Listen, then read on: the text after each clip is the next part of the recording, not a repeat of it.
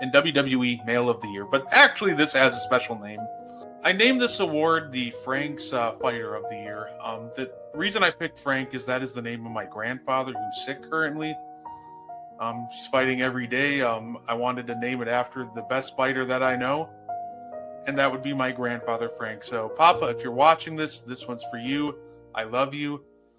Ladies and gentlemen, the last award, Male Superstar of the Year, otherwise the Frank's Fighter of the Year.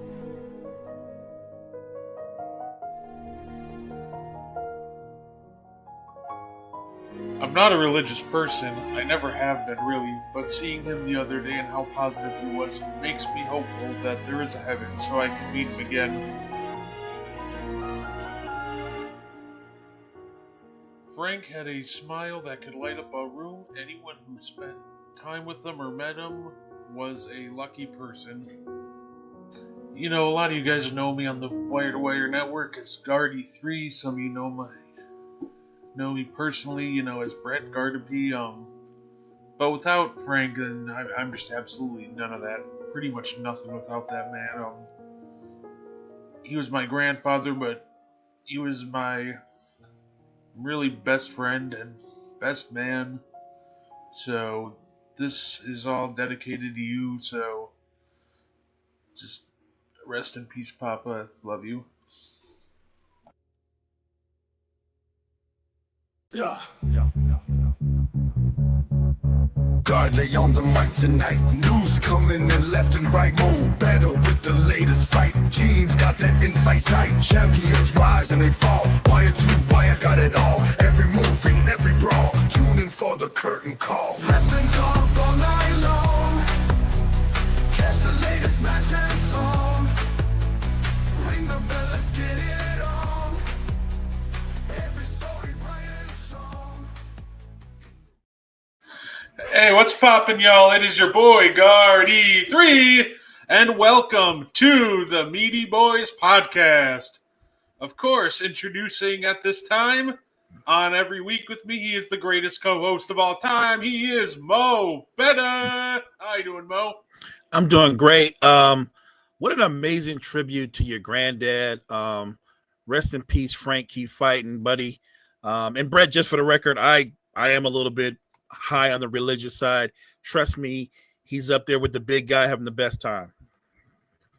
I definitely appreciate it. And, of course, also joining us this week, he is a visionary. In fact, he is the visionary of Wire to Wire Sports Podcast Network. He is Gene Wozak. How you doing, Gene? Bro, it was beautiful. What you just made was beautiful. And it reminds me so much of like what happened when my dad passed away and the way I felt. And I just want to share my thoughts and prayers for you and your family, let you know that you're loved. And I guarantee your grandpa will be so proud of you watching the growth that you make each day. So I don't want to make this too emotional, but that was beautiful. Oh yeah, no, I definitely appreciate it. I was always, this was always going to be one of the harder shows for me after watching that. But, at the end of the day, wrestling was always mine and Papa's thing. He's always kind of my wrestling buddy for life. So I felt compelled to make sure that we have this one. And I tried to honor him the best way I could. So, like I said, I'm glad you guys enjoyed that. Definitely appreciate it. But why don't we get started with some Monday Night Raw talk, because a lot happened. We had new qualifiers for Money in the Bank. We had rivalries growing. But the first question I kind of want to ask you guys is, it's based off like the first segment, and it just seemingly since January. Is it time to get Seth Rollins kind of away from CM Punk? These have been feuding constantly since January, back and forth. So I'm curious on your guys' opinion. Is it time to, maybe try to get those two separated from each other for a while? No. I don't think it is. I'll start there. I think they're the two biggest stars in the WWE that are there weekly on Monday Night Raw. I think you have, listen, maybe after the draft, if there's maybe after things happen where if people move over from SmackDown, but right now you're going to see main event Jey Uso, and he needs to have people with him to have his back to make it feel like a faction versus faction. You're getting this until War Games. You can already see what's happening with Bronson Reed, with Braun Breaker, with Seth Rollins. You're going to get a War Games match. It's going to feature CM Punk, Team Punk versus Team Rollins. I think that's what we're going to end at. Say, what do you think, Mo? No, I'm not tired of seeing them match up or link up against each other because there's still a ton of heat there. It's just a natural heat between the two of them. I do think that as we progress further into this wrestling cycle, there'll be a separation. I don't think they both elevate. At some point, Seth Rollins is going to be the world heavyweight champion. And I think there's always going to be that kind of feud or that animosity, but I don't think they're going to be operating on the same plane. So I do think they need each other to a degree, but at some point, Seth Rollins is going to be the whole show. And the heat that comes off of him, he can start a feud with anybody and make it work. So I think there's a reason they're still together. There's a reason they're going to be pitted against each other for the immediate future, and I think it still works.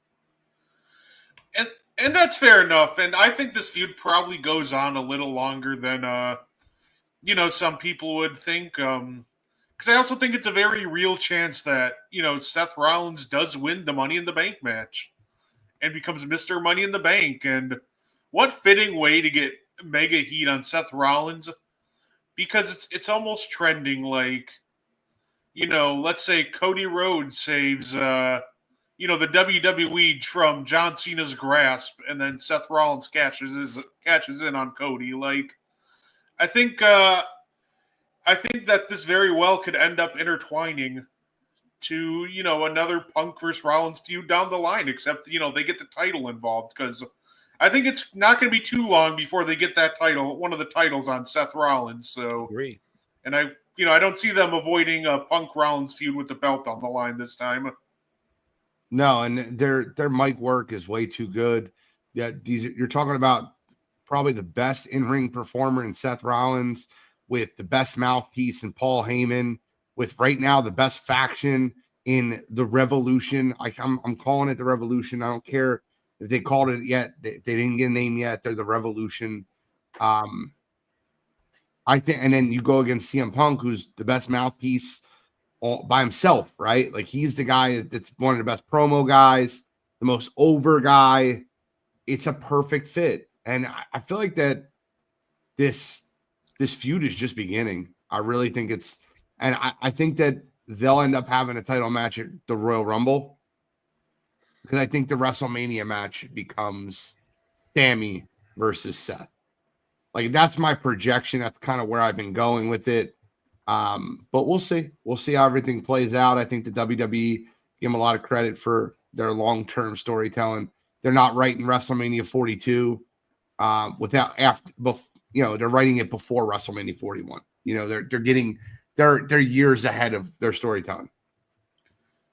Oh yeah, absolutely. And since you kind of brought up next year, brought up next year's WrestleMania, where do you guys think it's gonna happen? Like, obviously got taken out of New Orleans, and now there's rumors of Vegas, London. So I'm just kind of curious on where do you guys think that WrestleMania could possibly end up? Do you think, if you had to guess? Mo? WWE is beloved overseas. I think even more so back home. I think London would be great, but I'll say this: you can't go wrong in Sin City, man. You can't go wrong in Sin City. Vegas is a perfect place to host a WrestleMania. So I don't think London or Sin City's wrong. If I had to guess, because they're always trying to be more international, more worldwide, I think they might lead towards London. WrestleMania at Wembley would be great. What do you think, Gene? I mean, what I think or what do I want? Big Why not difference. both? Well, what I think is, I think they're going back to Vegas.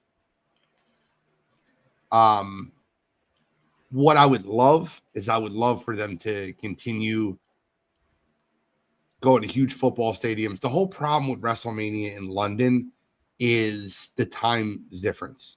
And are they going to be doing it at 5 a.m.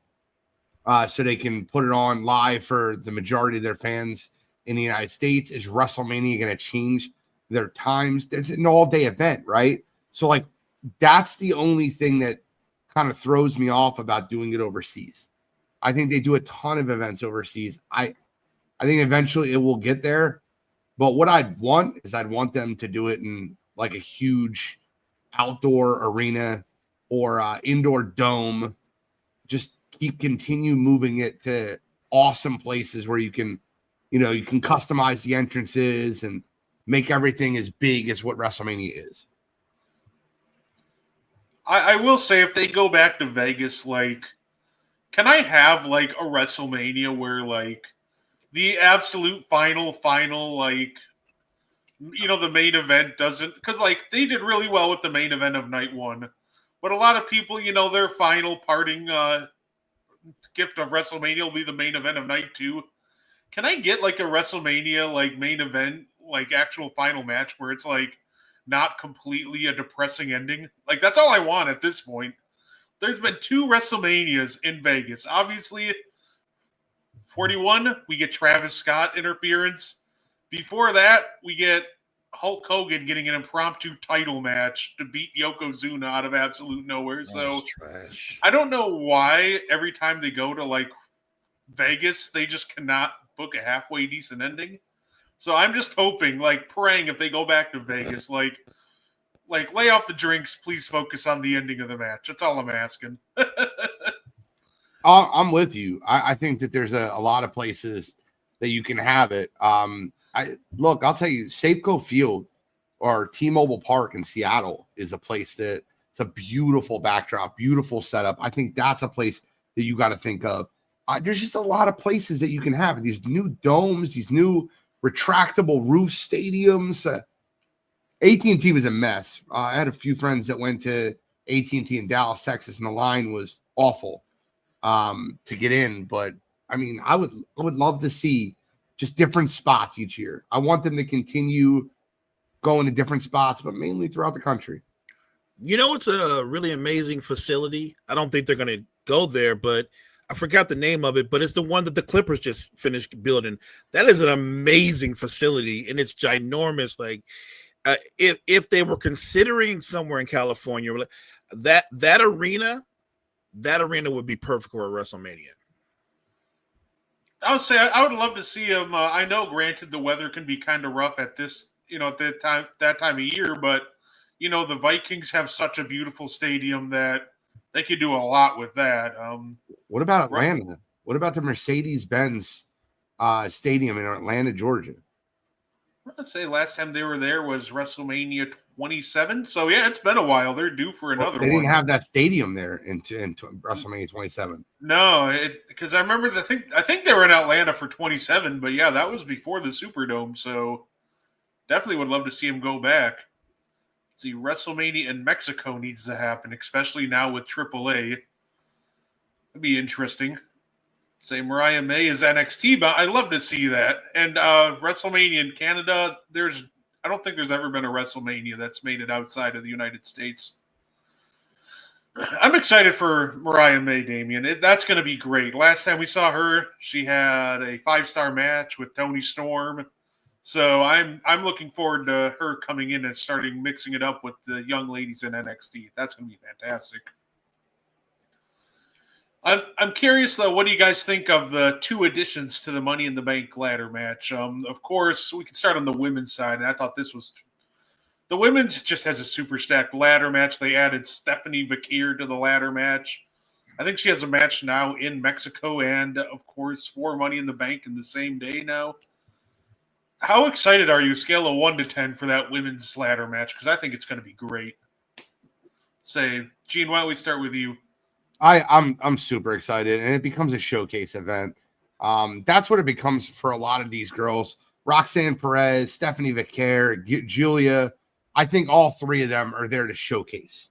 I think they're there to be at their first, like, not real PLE, but like Roxanne's obviously been on a couple PLEs. But the point being is a super showcase event for those three. It's funny. I'm more excited for the women's Money in the Bank, just like I was more excited for the women's championship match night 2 of WrestleMania. I'm excited for the women's all women's PLE. I think that they're really doing some big things, especially with all the stars and that they have. I can't wait to watch it. I'll tell you who's not going to win. It's not going to be Rhea Ripley. No. Agreed. I'm excited because I just think the women's division is so stacked. And then you just go out and add these young studs from NXT. Stephanie Vicaire is a beast. She's an absolute beast. And that it thing, she has that times 10. I'm just going to be it's going to be exciting to see the next performers get up there and perform on that stage and that type of match.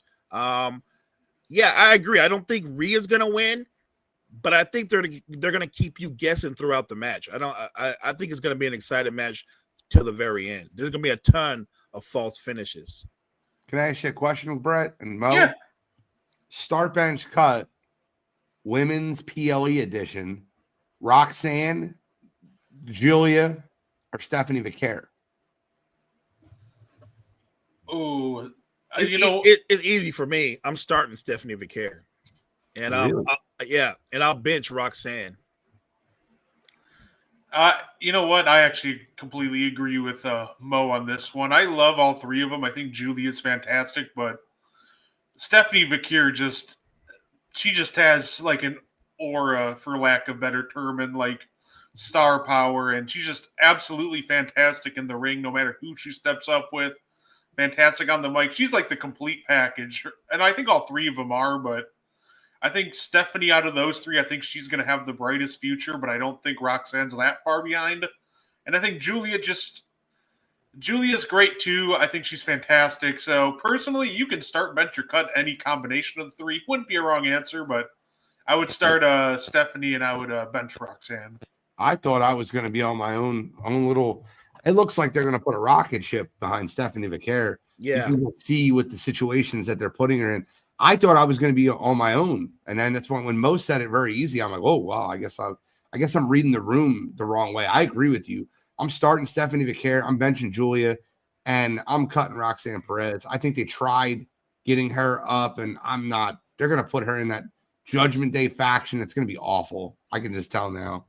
I feel like when you go to the Judgment Day where it's at today, that's almost like going to the LWO. Right? I'm just saying, like, that's where careers go to end.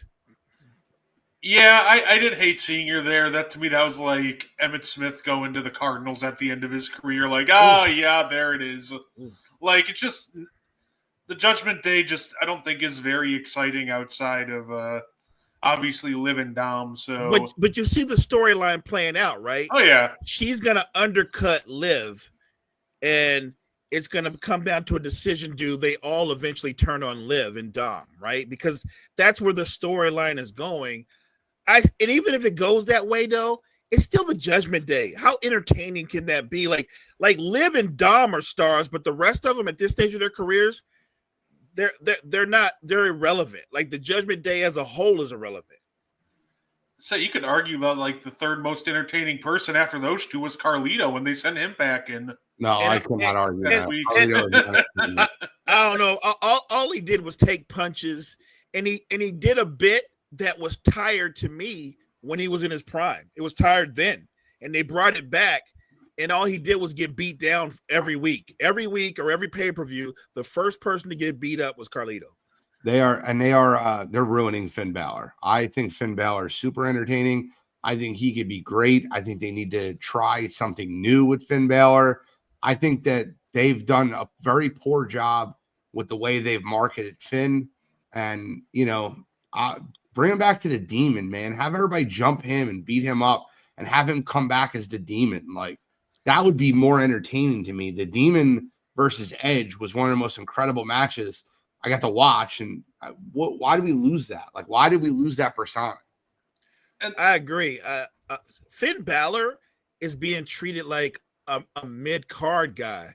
And I would argue that Finn Balor should be up there with Sami Zayn and all the rest of those guys. Like, he's on that level. I would argue that Finn Balor is actually better than Sami Zayn, but they're treating him like just a jag, and I don't understand that. Yeah, I agree. I think my problem with Finn is just, and it's kind of like you guys are touching on, like, I love Finn, but this version of Finn, to me, I'm just like, not really that excited about, Judgment Day Finn Balor. I loved, like, when he was, coming out with his own theme and occasionally busting out the Demon. I thought that was terrific. But, like, they've watered him down so much. And, I could easily get myself excited for him again if they would just let him break back out on his own. But let him go free. Right. But as of right now, I'm just like, oh, yay, it's Finn Balor with the generic Judgment Day theme song. Yay. It's kind of like how poorly they ran with Shinsuke Nakamura. And I think that Shinsuke is another one that they've really done a very poor job of marketing. You're going to talk about a guy that's an incredible wrestler. Like, his in-ring performance is right up there with Seth Rollins. Some of the matches that he had with Seth were just so good. Great in-ring performer. You could do way more with him, and you could do way more with Finn. I agree. And I would love. You know what? Honestly, Brett, real quick, I actually thought one of the guys that was going to be like a low key add-on to the faction, to the Revolution, I thought it was going to be Shinsuke. I thought it was, because I thought he is the perfect guy to be like the bodyguard or have Seth Rollins back. I thought they were going to do something big with Shinsuke when he beat LA Knight for the U.S. title, and then it just led absolutely nowhere. So yeah, Shinsuke and Finn are kind of like in the same like category of like, I could get excited for them very easily, but they just, need to do something entertaining with them or let them be entertaining. Yeah. Say Finn said he doesn't want to be the Demon anymore after what happened at Mania with the steel cage match. Oh, the Hell in a Cell with Edge. I still hate how, like, when people say, which match, if you could change one match in WWE history, which one is it? Or the outcome of which match? Like, that is one of the matches where I'm like, yeah, Finn should have beat Edge. I didn't understand that. They knew Edge was on his way out. Like, they were just trying to give him a moment. Like, I didn't get it. Yeah, and if you're gonna have like Finn lose, then like keep the Demon at home. Like, right? What are you propping up? Like, why do we need to prop up Edge? Like, he's at a point in his career where you don't really need to do anything to prop up Edge. He just kind of shows up, and he's a big deal already. Correct. I agree with you. And then on the men's side of things, we added El Grande Americano to the men's Money in the Bank ladder match. To me, it's stunning because like I don't know why he couldn't just get this big push as like Chad Gable. But what do you guys think of El Grande being added to the title match and just the men's side altogether? Mo, we'll start with you. I think he got added because at the end of the day, somebody's got to get pinned. You know what I mean? Like some of the guys they added them because you need a couple of guys that are going to get pinned. All right, that Andrade, he get either Andrade or Chad Gable, El Grande, whatever they're calling themselves. One of those two are getting pinned. Well, they don't. They just grab the briefcase. There's no pinning, but you know what I mean. Like, they're there just to get in the way. They're not going to win. I think that by putting El Grande Americano in the men's Money in the Bank ladder match, you basically just said to yourself, "There's only two people that can win, and there's an 85% chance it's Seth Rollins, and there's a 15% chance it's Solo Sikoa, and nobody else has a chance of winning." There's nobody else that you can give that Money in the Bank briefcase to that's in that match. You can't give it to Penta. That's stupid. You're not going to give it to Andrade or El Grande Americana. And LA Knight would be the worst person ever to walk around with that friggin' briefcase. If LA Knight wins, I'm not watching. There's no way. Like, he was no point of him winning that. It's I don't know how you have Penta winning it.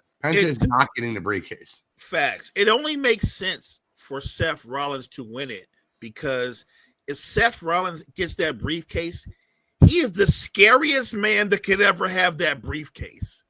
Seth Rollins is going to torture both champions at any given time because he's going to pick the perfect time to cash in, and he's going to be wearing the belt.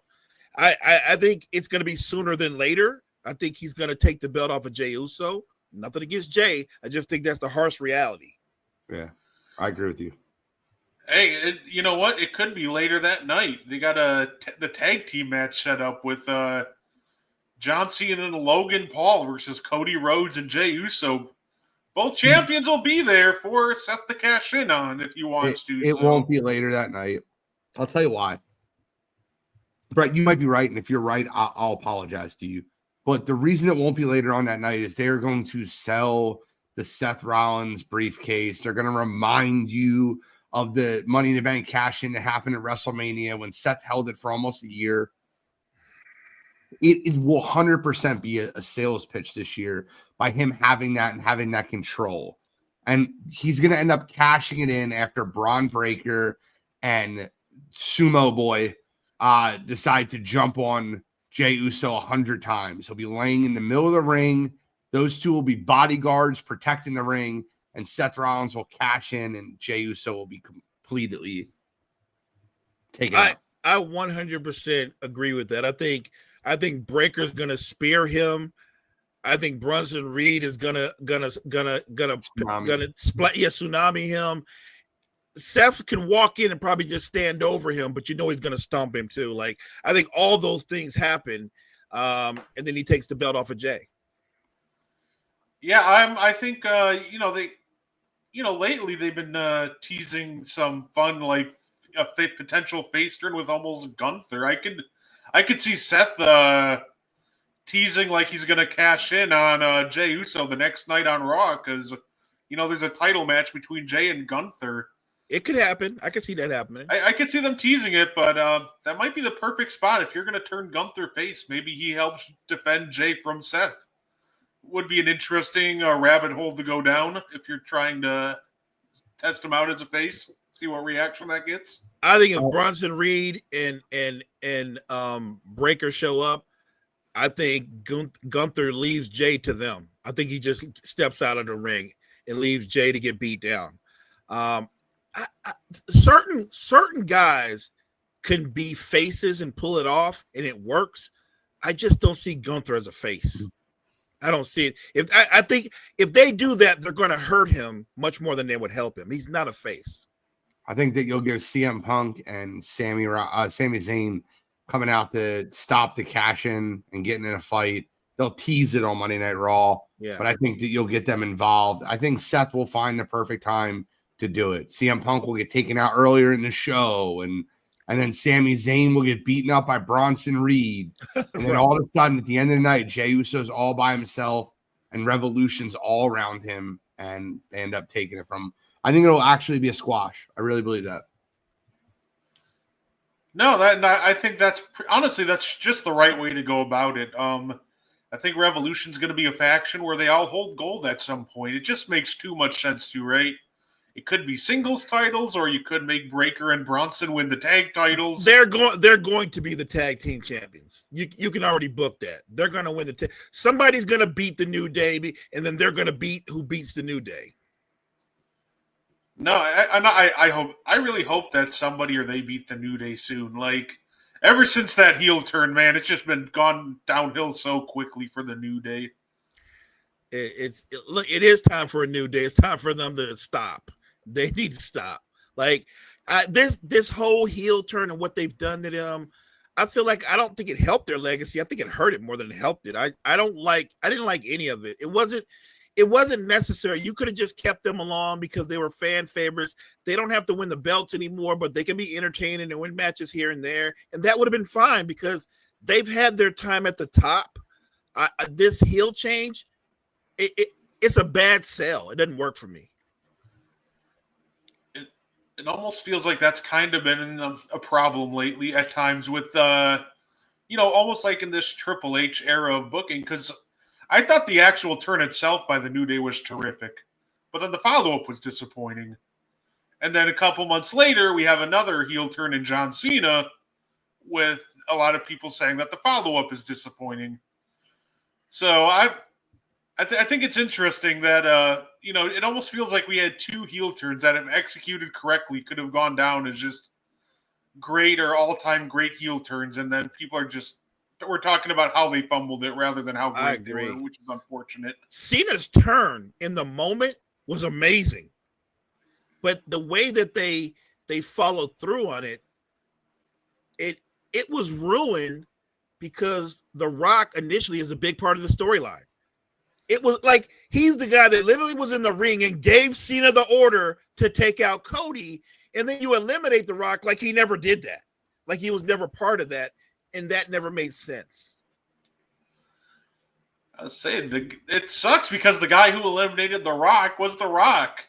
He admitted that in the Pat McAfee interviews, like, oh, I took a step back because this story didn't need the final boss. I'm like, what do you mean? Like, this story was built around partially the final boss. Like, of course you need the final boss in this storyline. The longer and longer I watch The Rock, the more and more I realize how much of an egomaniac, selfish prick he is. And I go back to the John Cena promo. He's like, I was one of the fans of The Rock, the millions and people in their hand, until I met Dwayne Johnson. And I don't like Dwayne Johnson. Dwayne Johnson's a cold-hearted, selfish, like, I love that. That's a great promo. Such a good promo. It's so true. And by the way, we could say John Cena's heel turn is not being successful because of the matches. The promos are very successful. They are hilarious. I love John Cena's promos. For him to go and put Logan Paul over had to be one of the funniest things I've ever seen. I was dying. Yeah, I agree with that. I'm probably more entertained by John Cena as a heel than most. Yeah. Because I've always enjoyed his promo work. I've always thought it was fantastic. 100%. And as soon as they announced Cody challenged him and Logan Paul, I'm like, oh God, John Cena's gonna put over Logan Paul one of these, and it's gonna piss everybody off. It's gonna be the funniest thing ever. And it turns out that was correct. Him putting over Logan Paul was just so great. He's so over the top with it. Got to give credit where credit's due. Logan Paul cut an incredible promo on SmackDown. It was an incredible promo. And people have to start giving him his due. He's really good. Look, I'll say something that a lot of people don't want to hear. Logan Paul's a better wrestler than Jey Uso. Logan Paul is better on the mic than Jey Uso. Logan Paul is a better WWE superstar right now than Jey Uso. I'll go a step further. I think Logan Paul is a better WWE superstar than a lot of established stars right now today. He is naturally physically gifted, but it's one thing to be physically gifted. He's also gifted on the mic, and a lot of people can't do that, but he gets it. He's comfortable in his own skin, and when he talks, you literally believe he believes what he's saying, and it works. I think the sky's the limit for Logan Paul. Like, I get it. The men's division, there's a log jam. Maybe not now, but there's going to come a time when he's going to be the guy. I'm just hoping that they never give into any temptation to turn him face. I think he has. No. He is one of those guys that has to remain a heel for his entire career. He's just way too much of a natural at it. And I feel like you need to surround him with guys that you love to hate too. Like, I could see Logan Paul down the road in a faction with Dom. I could see that because they're perfect in the sense that people love to hate both of them. I will say, people are starting to cheer Dom. We saw the ovation at WrestleMania. People are starting to love him a little more. I think Dom's turning face.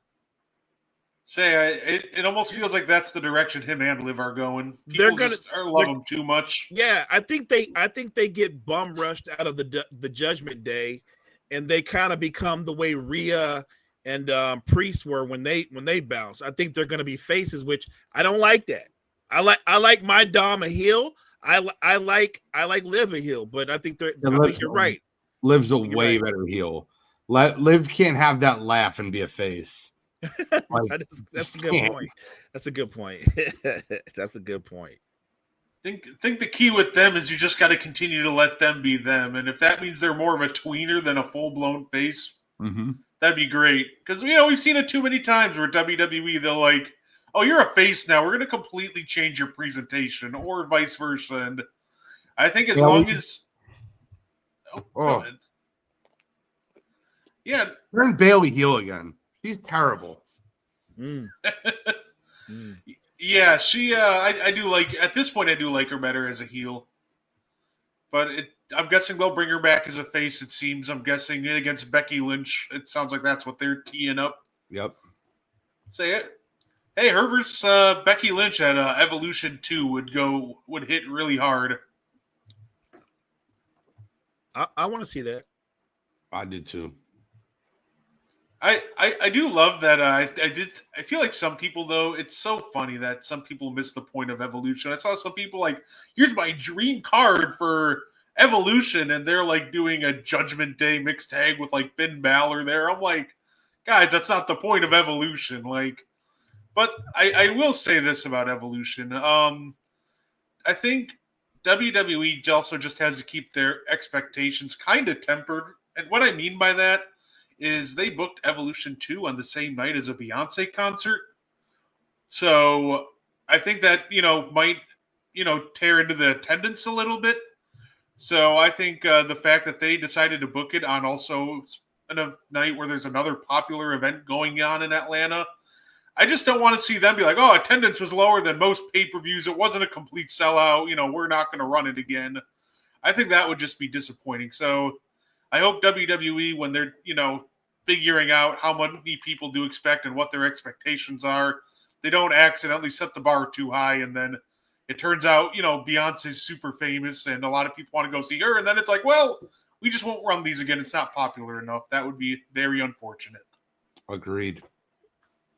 I think the attendance is still going to be great.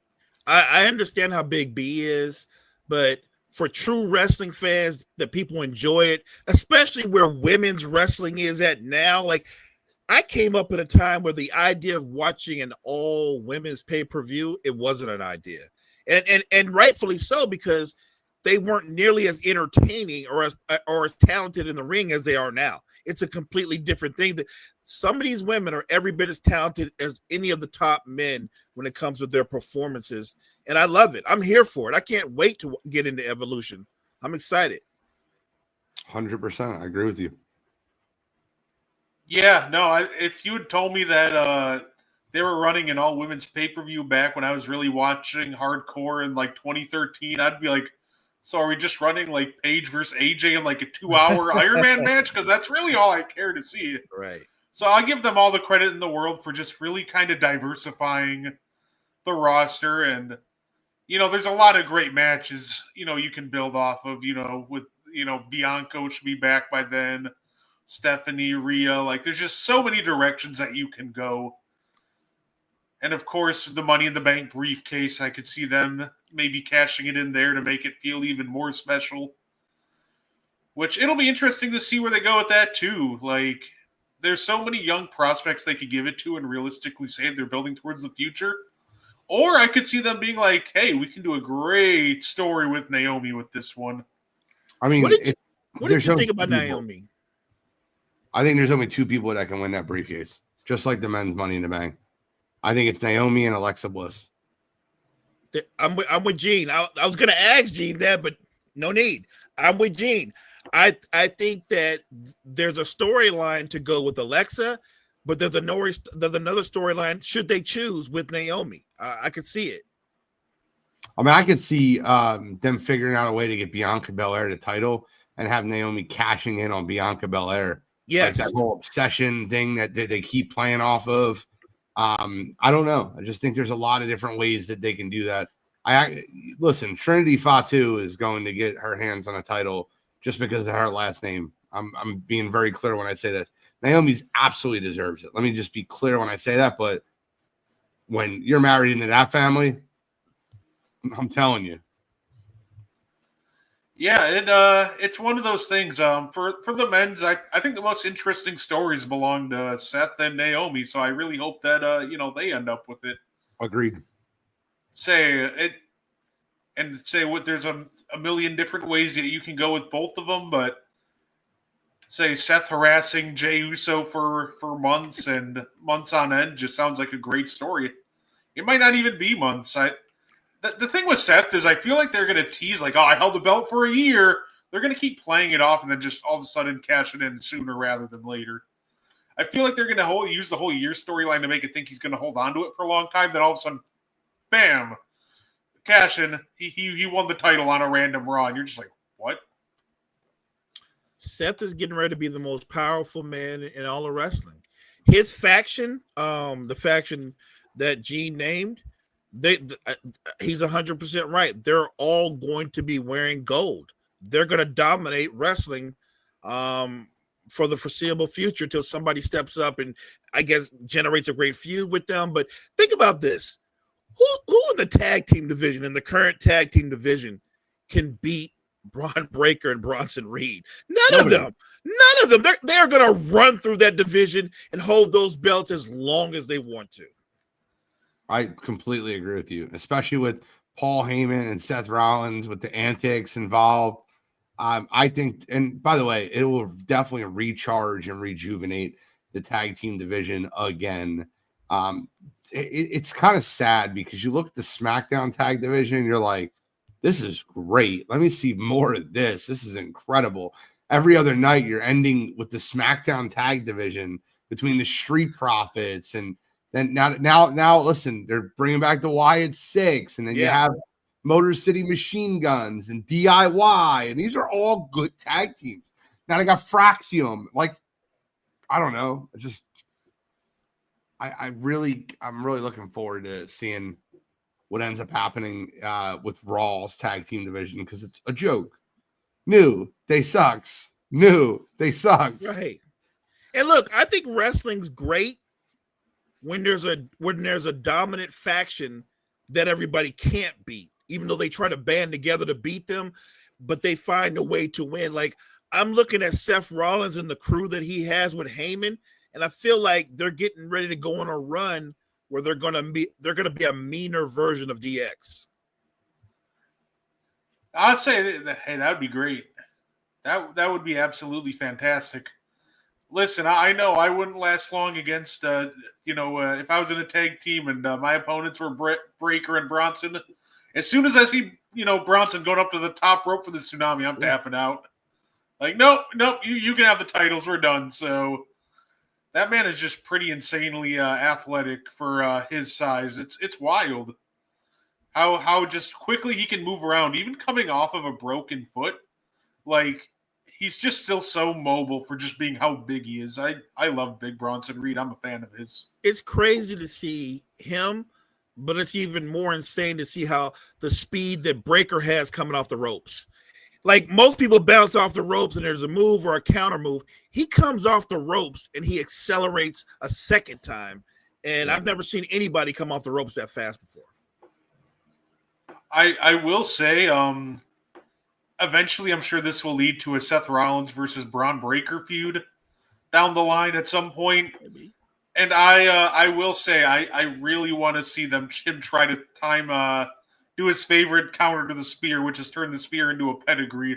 You can do it with Roman because he can kind of slow down, but with Braun running at like 23 miles an hour, I want to see him try to counter that into a pedigree. That would be absolutely sick. Look, all great factions come to an end at some point. I'm sure you're right. That'll come to an end. But when it does come to an end, I feel like as physically gifted as Breaker is, you're still talking about a student coming after the master.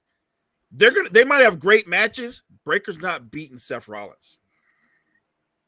No, that's fair enough. I do like I said, I'm looking forward to, watching that matchup down the road, but, I'm even more excited to see what they do as a faction together. I am a visionary. I am a revolutionary. I am Seth freaking Rollins. I'm a fan. No, absolutely. I do love the little teases they're doing with the the bloodline or the new bloodline. Listen, I've always been it's funny when Solo they first introduced him and they're trying to make him like the tribal chief. Wasn't a big fan, but man, they're letting Solo be Solo, and he's the funniest guy ever. Him interrupting Jacob Fatu and doing that, you know what I mean? That was so funny, and his little dances and everything. Like I'm not gonna lie, I'm starting to become a huge Solo fan. He's just so naturally funny. He's gotten so much better, though. You can see the development, the character development, and how much more comfortable he is speaking for himself. His personality's coming out. Solo's entertaining as hell. That said, the baddest man, Jacob Fatu's the baddest man. That's a bad man. That is a bad man. They put the U.S. title on that man just so they can keep him away from the World Heavyweight Championship. 100%. 100%.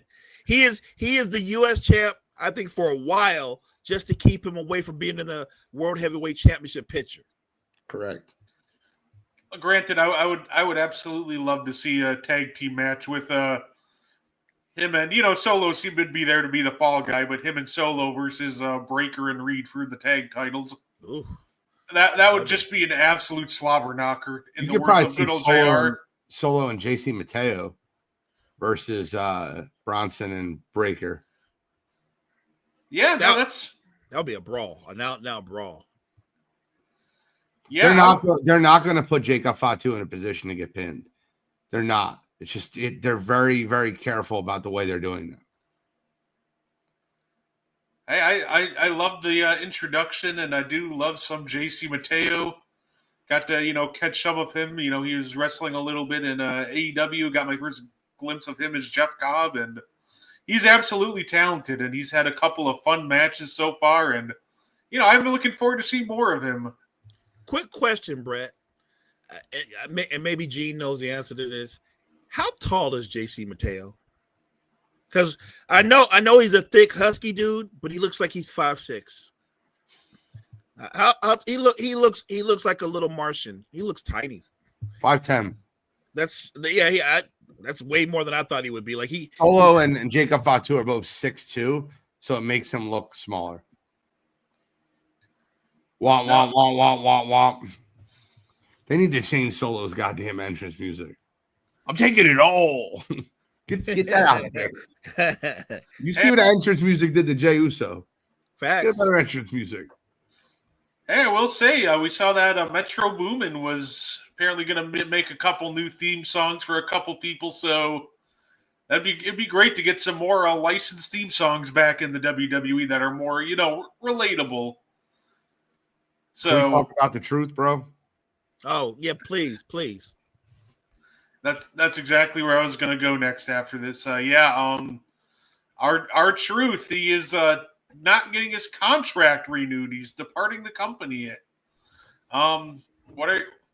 Definitely have some thoughts on that one. But who would like to start on the release of our truth? It sucks. He's one of my favorite WWE stars, and I know he's not in the thick of the title picture. He's not one of those guys, but he's so entertaining despite that. He is that rare guy that's funny no matter what he does. And I know people were talking about what's your favorite R-Truth moment. I don't have any one moment. I've got several moments. My favorite R-Truth moments are when he makes other performers break character and laugh. And he's done that several times. When you have that gift and you can make people laugh and break character, that says all it needs to be said. I think wrestling, it's fun, it's entertaining. We know it's scripted, but I think you need a guy who's naturally gifted at bringing that little bit of comic relief. I like that. I think that's necessary. There's nothing wrong with that. I don't know why they chose to let him go, because I still think he has value. I couldn't agree with you more. And he's still hilarious on Twitter. You see, he got an OnlyFans, and when he posted, like, he is so funny, man. Talking about Mark Henry feet pics, and like, it's just, he cracks me up, man. I'm really hoping that the outcry and the people that are all fighting for him, they make a decision to bring him back. Maybe they go, oh, was it April Fool's joke? It's in June. It's Ron Cena signed as opposed to Ron Killings. I don't care. Yeah, do that. But like, bring him back. Bring back the truth. The truth signs where CM Punk could not hold back when the Let's Go Truth or We Want Truth started on Raw. And WWE obviously did whatever they could to drown out that noise. Like, they did everything they could to stop that. Which I don't like either. Don't drown out the fans. The fans have to come together and get the WWE to bring back our truth. You know what? I'll go a step further. If you want to make the Judgment Day entertaining, bring Truth back and let him finally be in the Judgment Day. I'll watch the Judgment Day just because our Truth is a member. Best part of the Judgment Day was when Truth was telling JD McDonough he wasn't in Judgment Day. Oh, that was hilarious. That was hilarious. And when he crossed out his name and he put Dom and Nick Mysterio and then put our Truth on there. He did a bit where he was talking to Priest, but he was talking to Priest like JD McDonough wasn't like right behind him. And he was like, do you want to be the one to tell JD he's out, or do you want me to do he's hilarious. What was your favorite Truth moment? Oh, mine, I think that one of mine has to be and the backstory makes this even better. It's when he got Brock Lesnar to break character in the middle of the ring. When you talk about Paul Heyman? Yeah, Paul Heyman betting him that he couldn't do it, and then he comes out and he just knocks it out of the park. Big man, Paul Heyman. Oh yeah, and you know what? As much as like people hated at the time on the 24/7 titles, Truth always found a way to make those entertaining. And honestly, it would be kind of a funny bit if like TNA signed him if he just started walking up to the ex-WWE wrestlers and acting like he never left. By the way, Damien said our Truth is cool, but to be honest, in my opinion, he wasn't really doing anything in WWE. Don't get me wrong, the comedy stuff was funny, but it was dragging way too long. Okay, Damien, I want to ask you a question. What has JD McDonough done in the last year and a half? What has half the tag team divisions on Raw done the last 2 years on Raw? What is – look, I hate saying this. I hate putting it out there. What has Big Jim done? There's a lot of guys that just haven't done anything. Facts. So, like, let's not put our Truth – like, at least he was funny. At least it was comic relief. It was a perfect in-between, like, a serious Seth Rollins, CM Punk segment. And then after the segment, they cut to our Truth in the Judgment Day. Or like, that was exactly the comic relief I needed, like. And I think having someone like Truth is always like needed because when it comes to wrestling, you just want like diversity when it comes to, entertainment, right? You need serious, you need emotional, and also you need your comic relief guys. And I thought our Truth, filled that better than anybody. Just maybe in WWE history, just no matter who he was working with, if it's getting Brock Lesnar to break character, if he's calling Triple H Tommaso Ciampa and getting him to break character in the middle of the ring, like it just didn't matter because he just found a way to make everybody laugh. And I think when it comes to wrestling, that's just always important that he's always could get emotion out of people. His ability to make you laugh is more entertaining than watch the New Day being the champs. Oh God, he's more relevant than the New Day. Like I get it, he's not in the title picture and he's not wearing belts, but there's so many guys that have belts on that are not entertaining. The New Day are irrelevant and they're the tag team champions. I would rather see our Truth talk for 15 minutes than listen to the New Day.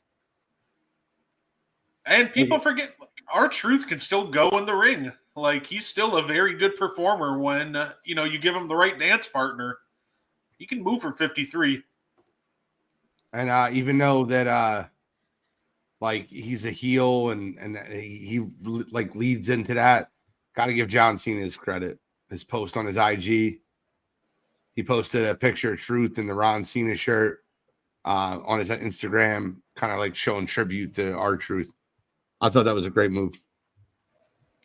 Yeah, absolutely. I was curious to see how he would react to it because I figured he would play tribute online. I wonder if it gets mentioned at all on WWE TV. I doubt it, but also like I could also very well see John Cena seeing the outrage and bringing it, saying like, "I got R-Truth fired." Like, Yeah.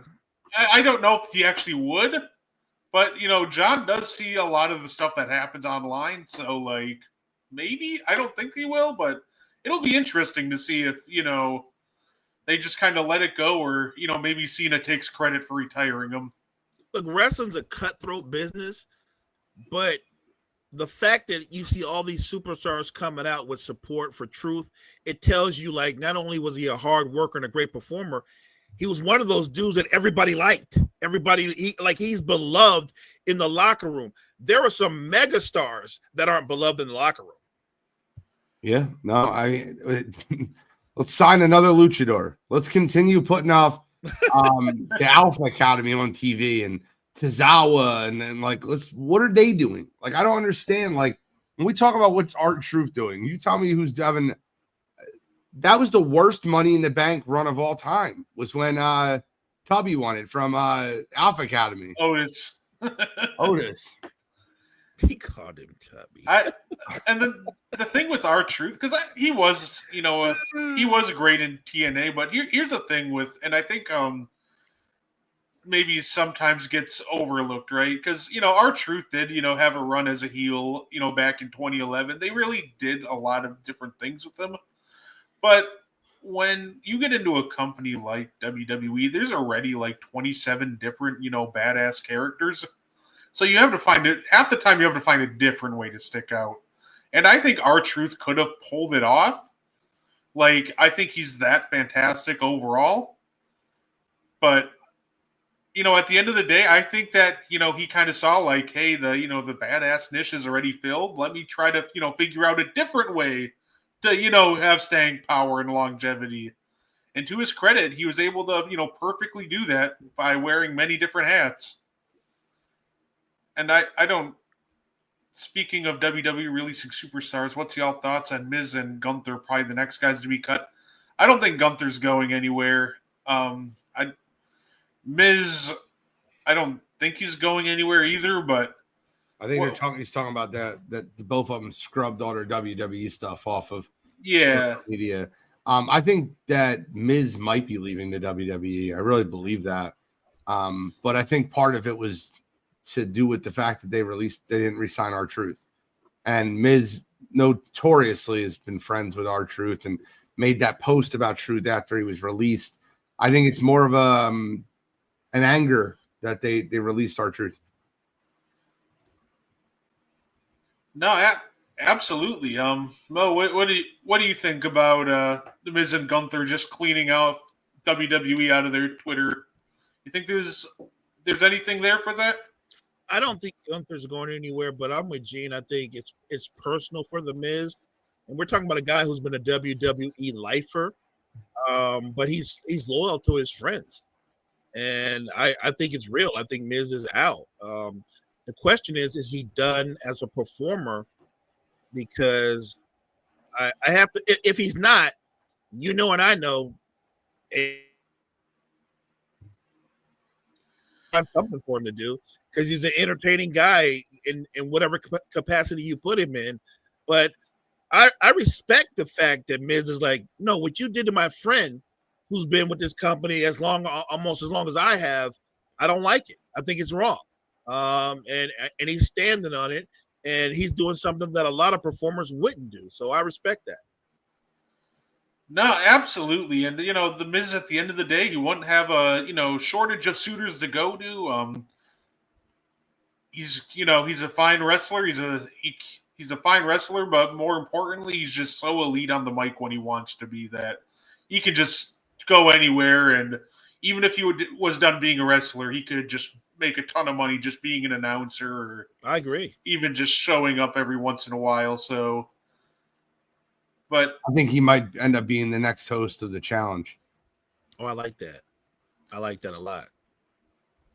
hey, that'd be a lot of fun. I think TJ Lavin's career is kind of coming to an end for hosting the challenge. Hey, that'd be great. And I think like being a TV host, ironically, it would be perfect for him. Yep. Ms. and Mrs. For sure. Yeah. Yeah, no, that at the end of the day, I'm excited to see what happens, with everybody, but at the end of the day, that's all I had for us today. You guys have anything before we get up on out of here? No, look, appreciate the chat. Appreciate Damien, everybody out there that's joining us tonight. Always great to have the NFL Genius hop in. So love it. And make sure you check us out tomorrow at Coffee and Sports in the morning show. Say anything you wanted to add in, Gene? No, first of all, I just want to.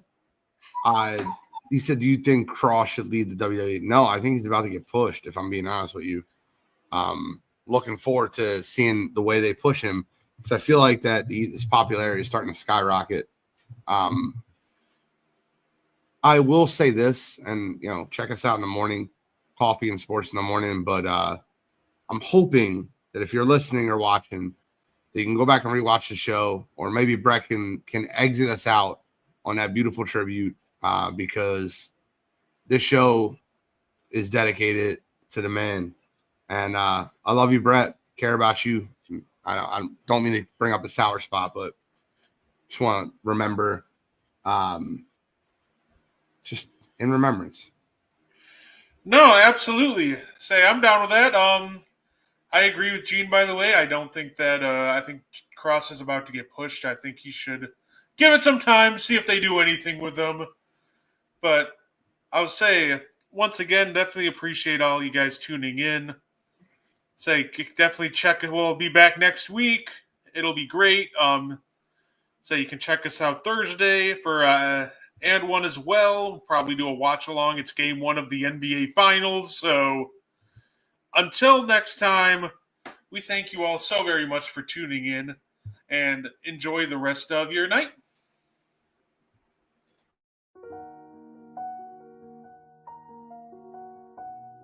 And WWE Male of the Year, but actually this has a special name. I named this award the Frank's Fighter of the Year. The reason I picked Frank is that is the name of my grandfather, who's sick currently. He's fighting every day. I wanted to name it after the best fighter that I know, and that would be my grandfather, Frank. So, Papa, if you're watching this one's for you. I love you.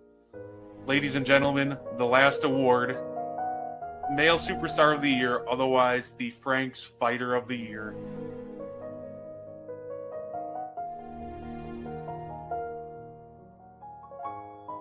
I'm not a religious person. I never have been, really. But seeing him the other day and how positive he was makes me hopeful that there is a heaven so I can meet him again.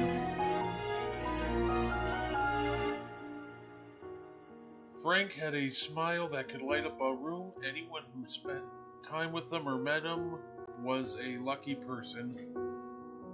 A lot of you guys know me on the Wire to Wire network as Guardy3. Some of you know me personally, as Brett Gardapi. But without Frank, then I'm just absolutely none of that. Pretty much nothing without that man. He was my grandfather, but he was my really best friend and best man. So this is all dedicated to you. So just rest in peace, Papa. Love you.